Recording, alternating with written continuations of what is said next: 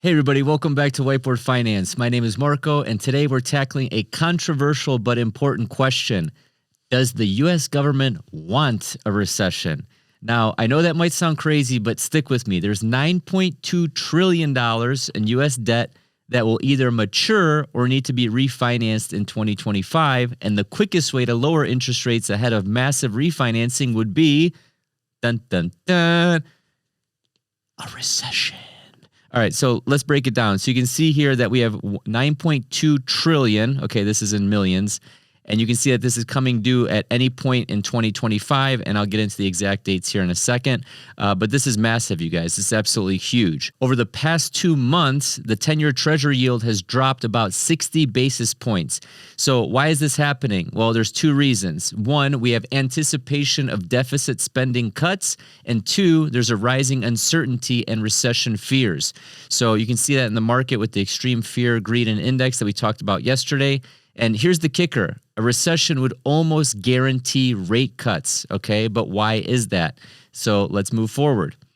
So every recession followed a peak in the Fed funds rate, okay? I've been talking about this for months, actually over a year now in Whiteboard Finance University.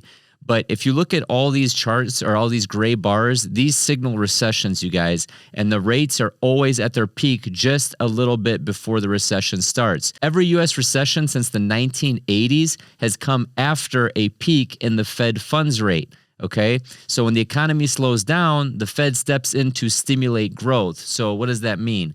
They lower interest rates, they reduce the cost of borrowing, they boost spending, they do all these things to try and get, shock some life back into the system.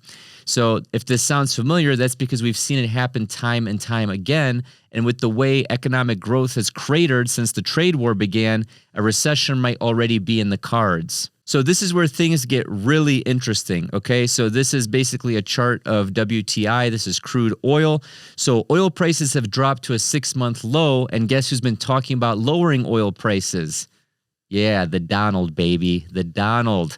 He's demanded lower oil price and has publicly stated that interest rates need to drop.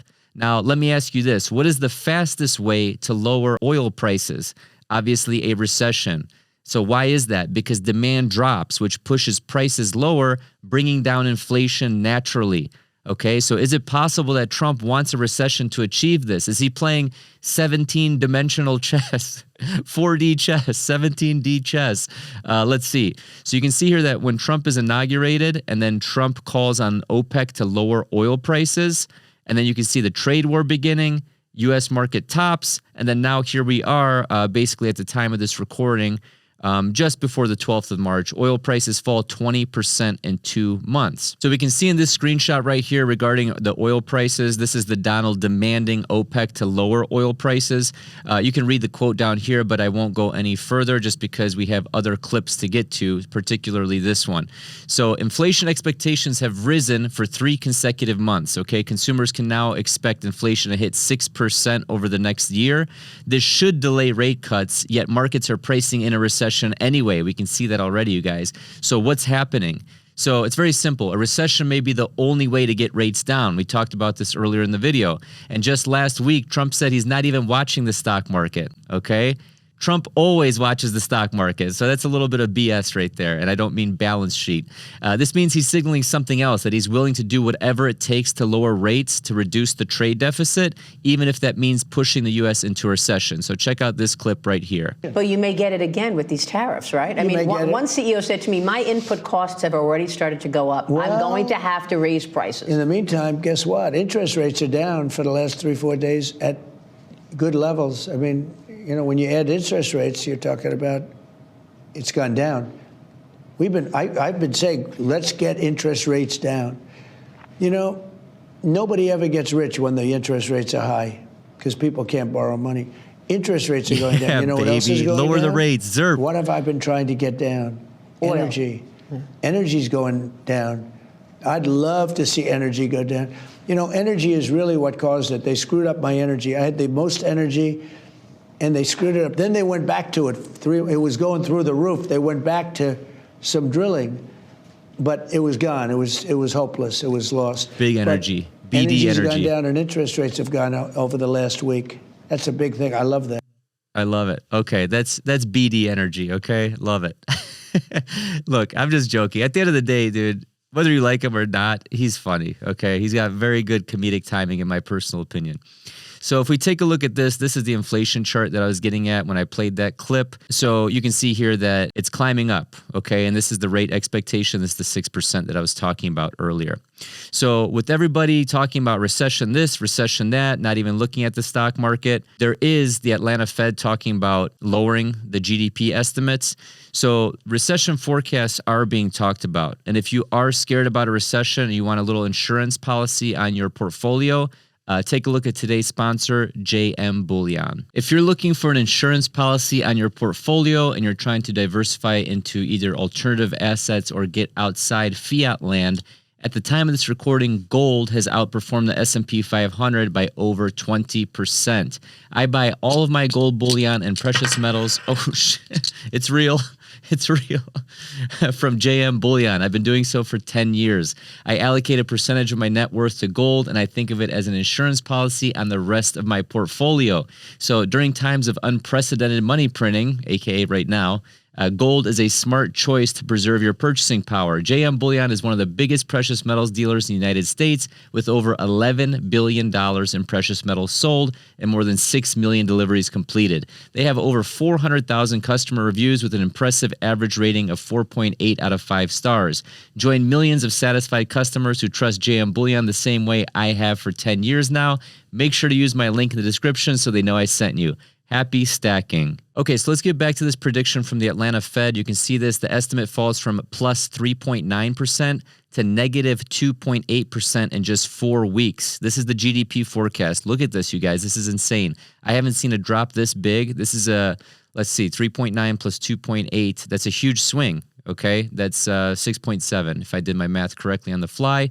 But basically, we need to talk about this. So this is the thing that really matters. It's the debt, you guys. The U.S. currently has $36.2 trillion in debt. The average interest rate on this debt is 3.2%, the highest since 2010.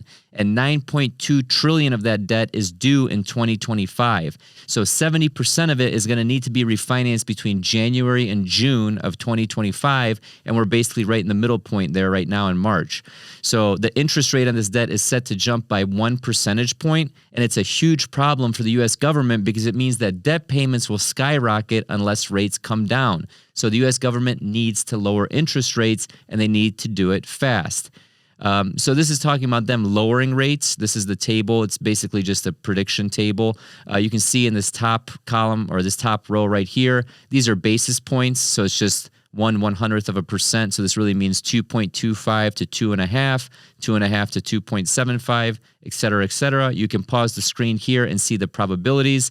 On the left-hand side is the meeting date. The top row is basically the predicted rate in terms of basis points. So I'm not going to break this entire chart down, but you can see right here in the December 10th, 2025 meeting, it's a 34.6% chance to be at 3.75%. Remember, we went from basically 6 rate cuts to 1 rate cut back to more rate cuts. That's what it looks like. And maybe this is part of Trump's master plan. So the average interest rate on this debt, you can see that we just talked about in the previous slide, it's going back up, okay? It's going back up from where it was to 2010 was the last time the interest rate on this treasury debt was this high.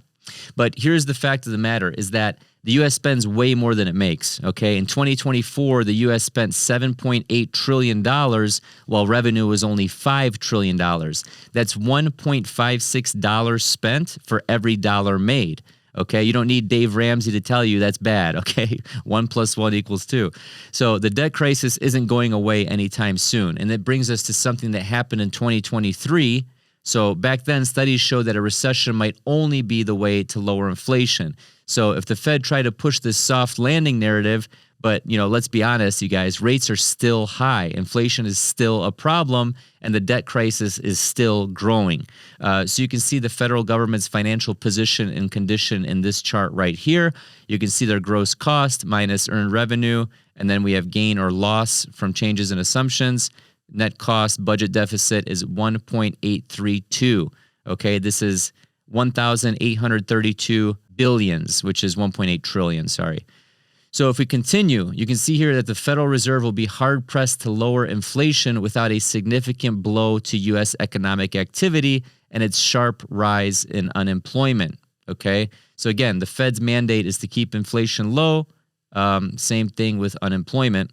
And if you look at the public debt net interest payment to GDP, look at USA, it's at 4.6. The next closest is Greece at 2.5%, and we all know what happened there, okay? So my final thoughts, let's get into my final thoughts as always. Was this planned? Okay, so the U.S. needs to lower rates to refinance its debt. A recession guarantees lower rates, pretty much. Oil prices are crashing, which could mean inflation is set to fail. Trump is hinting at lower rates, and it doesn't seem worried, or he doesn't seem worried, excuse me, about the stock market, which I don't believe that. His whole legacy is the stock market, so maybe this is 4D, 17D chess, okay? And at the end of the day, the Fed is losing control over inflation expectations, which we all know. That's why you should buy some gold and potentially look at Bitcoin. All right, guys, you heard it here first. Please share the video. They take a lot of time to research, a lot of time to make, a lot of time to record, a lot of time to edit, a lot of time to post, a lot of time to write descriptions. Hit the bell notification, subscribe, do all that good stuff, share the videos. Get me back in favor with this algorithm. I'm going to brute force my way back into the algorithm, okay? I don't care. I don't care. I'm doing it. See you guys. Peace. Oh, yeah. The algorithm thought it got me? No. I'm coming back strong. Stronger than ever. Oh, yeah.